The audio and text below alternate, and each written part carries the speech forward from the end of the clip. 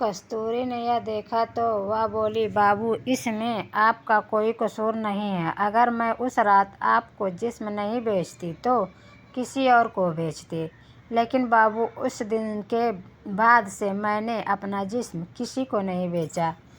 यह कहते हुए वह चुप हुई और कुछ सोच कर बोली, बाबू, उस रात आपके अच्छे बर्ताव को देखकर मैंने फैसला किया था कि मैं आपकी इस प्यार की निशानी को दुनिया में लाऊंगी और उसी के सहारे ज़िंदगी गुजार दूंगी, क्योंकि हम जैसी गरीब लड़की को कहाँ कोई प्यार करने वाला जीवन साथी मिलता है।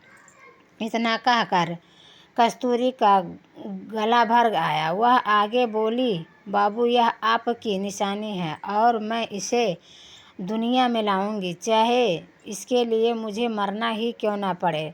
इतना कहकर वह तेजी से उठी और अपने घर की तरफ चल दी। यह सुनकर संजय जैसे जम गया था।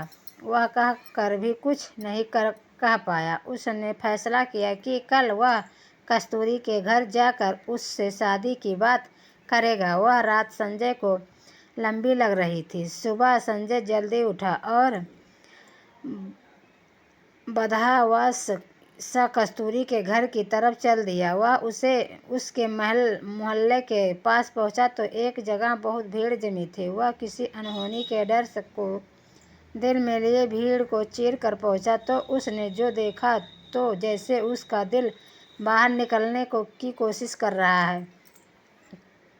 कस्तूरी जमीन पर पड़ी थी। उसकी आंखें खुली थी और चेहरे पर वही मासूम मुस्कुराहट थी। संजय ने जल्दी से पूछा कि क्या हुआ, तो किसी ने बताया कि कस्तूरी के भाई ने उसे चाकू से मार दिया है, क्योंकि सब कस्तूरी के पेट में पल रहे बच्चे की वजह से उसे बेइज्जत करते थे।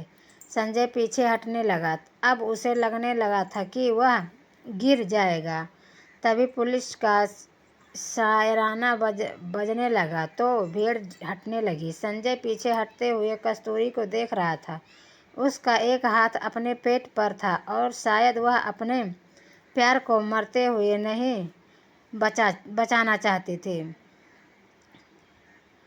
उसके चेहरे पर मुस्कुराहट ऐसी थी जैसे उन खुली आंखों में संजय को कहना चाहती हो, बाबू, यह तुम्हारी प्यार की निशानी है, पर इसमें तुम्हारा कोई कसूर नहीं है। संजय पीछे मुड़ा और अपने घर पहुंचकर रोने लगा। वह अपने आप को माफ़ नहीं कर पा रहा था, क्योंकि अगर वह कल ही उससे शादी की बात कर लेता तो शायद कस्तूरी जिंदा होती।